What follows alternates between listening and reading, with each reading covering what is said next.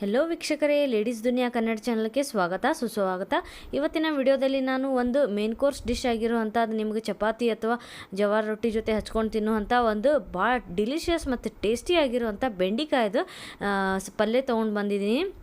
ಇದಕ್ಕೆ ನೀವು ಬೆಂಡಿದು ಪ್ಯಾಜಾ ಅಂತ ಹೇಳ್ಬೋದು. ಇದು ಎದಕ್ಕಂತಂದರೆ ನಾವು ಇದನ್ನು ಆನಿಯನ್ಸ್ ಅಂತ ಹೇಳ್ತೀವಲ್ಲ, ಪ್ಯಾಜ್, ಅದು ಹಿಂದಿಯಲ್ಲಿ ಪ್ಯಾಜ್ ಅಂತ ಹೇಳ್ತೀವಲ್ಲ, ಅದನ್ನು 2 ಸತಿ ಇಲ್ಲಿ ನಾವು ಇದನ್ನು ಉಪಯೋಗಿಸೋದ್ರಿಂದ ಇದರ ಹೆಸರು ಹೀಗೆ ಅಂತ ಹೇಳಿ ಇಟ್ಟಿದ್ದೀವಿ, ಬೆಂಡಿದು ಪ್ಯಾಜಾ ಅಂತ ಹೇಳಿ. ಇದರದ್ದು ಟೇಸ್ಟ್ ಕೂಡ ನೀವು ನೋಡ್ತಿರ್ಬೋದು. ನೋಡಿದ್ರೇ ಕಣ್ಣಿನಿಂದ ನೋಡಿದ್ರೆ ಬಾಯಲ್ಲಿ ನೀರು ಬರ್ತಾಯಿದೆ ಅನಿಸ್ತಿಲ್ಲ. ನಾವು ನಡೀರಿ ರೆಸಿಪಿನ ಶುರು ಮಾಡೋಣ.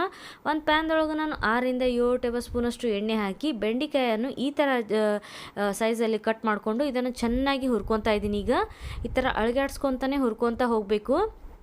ಇದರದ್ದು ನೀವು ಕಲರ್ ಮತ್ತು ಆಮೇಲೆ ಸ್ವಲ್ಪ ಇದರದ್ದು ಟೆಕ್ಸ್ಚರ್ ಏನಿದೆಯಲ್ಲ ಚೇಂಜ್ ಆಗಿದೆ ಅಂತ ಹೇಳಿ ನೀವು ಕಾಣಿಸ್ತಿರ್ಬೋದು.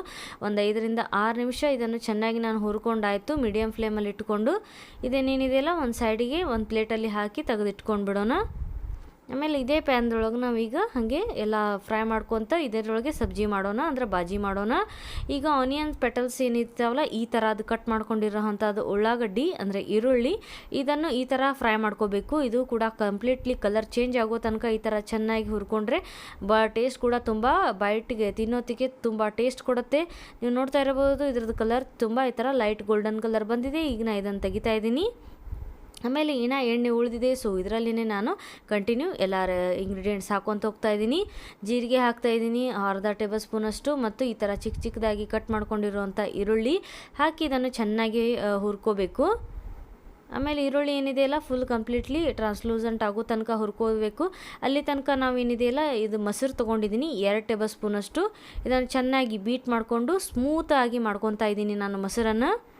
ಆಮೇಲೆ ಉಳ್ಳಾಗಡ್ಡಿ ಏನಿದೆಯಲ್ಲ ಈರುಳ್ಳಿ ಕಲರ್ ಚೇಂಜ್ ಆಗಿದೆ, ನೀವು ನೋಡ್ತಾ ಇರ್ಬೋದು. ಈಗ ಒಂದು ಮೀಡಿಯಮ್ದಷ್ಟು ಸ್ಮಾಲ್ ಸೈಜ್ ಇರುವಂಥದ್ದು ಟೊಮೆಟೊ ಹಾಕಿ, ಆಮೇಲೆ ರುಚಿಗೆ ತಕ್ಕಷ್ಟು ಉಪ್ಪನ್ನು ಹಾಕ್ತಾಯಿದ್ದೀನಿ. ಆಮೇಲೆ ಅಲ್ಲ ಬೆಳ್ಳುಳ್ಳಿದು ಪೇಸ್ಟ್ ಹಾಕಿದ್ದೀನಿ, ಮತ್ತು ಆಮೇಲೆ ಇದು ಹವೇಜಿನ ಪುಡಿ ಇರ್ತೈತಲ್ಲ ಅದು ಕೂಡ ಹಾಕಿದ್ದೀನಿ. ಇವೆಲ್ಲ ಚೆನ್ನಾಗಿ ಒಮ್ಮೆ ಮಿಕ್ಸ್ ಮಾಡಿಕೊಂಡು ಅಲ್ಲ ಬೆಳ್ಳುಳ್ಳಿ ಪೇಸ್ಟ್ ಏನಿದೆಯಲ್ಲ ಅದು ಸ್ವಲ್ಪ ಜಾಸ್ತಿ ವಾಸನೆ ಇರ್ತೈತಲ್ಲ, ಸೊ ಅದು ಹೋಗೋ ತನಕ ಸ್ವಲ್ಪ ಹುರ್ಕೊಂಬಿಡ್ಬೇಕು. ಈಗ ಎಲ್ಲ ಮಸಾಲೆಯನ್ನು ಹಾಕೋಣ. ಅಚ್ಕಾರದ ಪುಡಿ ಹಾಕ್ತಾಯಿದ್ದೀನಿ 2 ಟೇಬಲ್ ಸ್ಪೂನಷ್ಟು. ಆಮೇಲೆ ಹಲ್ದಿ ಪೌಡ್ರ್ ಹಾಕ್ತಾಯಿದ್ದೀನಿ, ಅಂದರೆ ಅರಿಶಿಣದ ಪುಡಿ ಅರ್ಧ ಟೇಬಲ್ ಸ್ಪೂನಷ್ಟು. ಇದನ್ನು ಕೂಡ ಎಲ್ಲ ಲೋ ಫ್ಲೇಮಲ್ಲಿ ಇಟ್ಟುಕೊಂಡು ಚೆನ್ನಾಗಿ ಈ ಥರ ಹುರ್ಕೋಬೇಕು, ಅಂದರೆ ಸ್ಮೂತಾಗಿ ನಾವು ಇದನ್ನು ಪೇಸ್ಟ್ ಥರ ಮಾಡ್ತಿರ್ಬೇಕು. ನೀವು ನೋಡ್ತಾ ಇರ್ಬೋದು ಇದು ಹೆಂಗೆ ಆಗ್ತಾಯಿದೆ ಅಂಥೇಳಿ. ಈಗ ಮೊಸರು ಏನಿದೆಯಲ್ಲ ಇಲ್ಲಿ ಹಾಕಿದೆ ನಾ. ಈಗ ಲೋ ಫ್ಲೇಮಲ್ಲಿ ಇಟ್ಟುಕೊಂಡು ಮಾಡಬೇಕು ಈಗಿನ ಟೈಮ್ದೊಳಗೆ. ಆಮೇಲೆ ಇದು ಚೆನ್ನಾಗಿ ಮಿಕ್ಸ್ ಆದ ನಂತರ ನೀವು ನೋಡ್ಬೋದು ಎಷ್ಟು ಕ್ರೀಮಿಯಾಗಿ ಬಂದಿದೆ ಇದರದ್ದು ಟೆಕ್ಸ್ಚರ್. ಆಮೇಲೆ ನಾವು ಏನು ಫ್ರೈ ಮಾಡ್ಕೊಂಡಿಟ್ಟಿದ್ದೀವಲ್ಲ ಬೆಂಡಿ ಮತ್ತು ಆಮೇಲೆ ಈರುಳ್ಳಿ, ಅದು ಇದರಲ್ಲಿ ಸೇರಿಸಿ ಚೆನ್ನಾಗಿ ಮಿಕ್ಸ್ ಮಾಡ್ಕೊಂಡ್ಬಿಡ್ಬೇಕು ಒಮ್ಮೆ.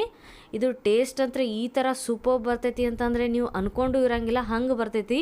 ಇದು ಎಲ್ಲ ಇಂಗ್ರೀಡಿಯೆಂಟ್ಸ್ ಕಂಪ್ಲೀಟ್ಲಿ ಹಾಕೇಬೇಕು, ಒಂದೆಲ್ಲ ಯಾವುದು ಮಿಸ್ ಮಾಡಬೇಡ್ರಿ. ಇದೇ ಥರ ಒಮ್ಮೆ ಮಾಡಿ ನೋಡ್ರಿ ಅಂತ ಹೇಳ್ತೀನಿ. ಈಗ ನಾನು ಫ್ಲೇಮನ್ನು ಆಫ್ ಮಾಡಿದ್ದೀನಿ, ಚೆನ್ನಾಗಿ ಮಿಕ್ಸ್ ಮಾಡಿ ಇದು ರೆಡಿಯಾಗಿದೆ. ಇಷ್ಟು ಕ್ರೀಮಿಯಾಗಿ ಬರ್ತೈತಿ ಇದರದ್ದು ಟೆಕ್ಸ್ಚರ್, ಇದ್ರದ್ದು ಟೇಸ್ಟ್, ಇದು ಭಾರಿ ಅಂದ್ರೆ ಭಾರಿ ಮಸ್ತ್ ಆಗ್ತೈತಿ. ಸೊ ಎಲ್ಲರಿಗೂ ನಮ್ಮ ಮನೆಯಲ್ಲಿ ಲೈಕ್ ಆಗಿದೆ. ಪ್ಲೀಸ್ ನಾನು ನಿಮಗೆ ರಿಕ್ವೆಸ್ಟ್ ಮಾಡ್ಕೊತಾ ಇದ್ದೀನಿ, ನೀವು ಕೂಡ ಇದನ್ನು ನಿಮ್ಮ ಮನೆಯಲ್ಲಿ ಟ್ರೈ ಮಾಡಿರಿ. ಮತ್ತು ಮುಂದಿನ ವಿಡಿಯೋದಲ್ಲಿ ಸಿಗ್ತೀನಿ. ಅಲ್ಲಿ ತನಕ ಟೇಕ್ ಕೇರ್, ನಮಸ್ಕಾರ, ಬಾಯ್ ಬಾಯ್, ಥ್ಯಾಂಕ್ಸ್ ಫಾರ್ ವಾಚಿಂಗ್.